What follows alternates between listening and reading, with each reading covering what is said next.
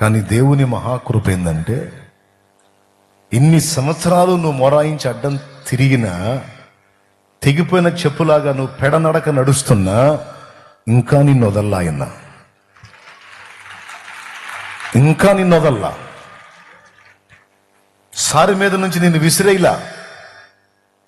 సరే, అయిందేదో అయిపోయింది, గడిచిపోయిన కాలం గడిచిపోయింది, కనీసం ఇప్పుడైనా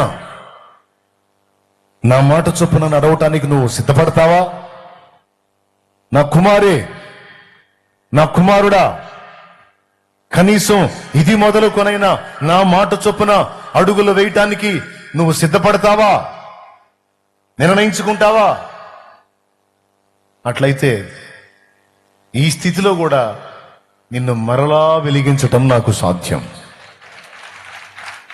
నీ బలమంతా ఉడిగిపోయింది, నేను అనుకున్న కాలమంతా అయిపోయిందని నువ్వు నీరు గారిపోతున్నా, ఈ సమయంలో కూడా నేను నిన్ను వాడుకోవటానికి సిద్ధంగా ఉన్నాను.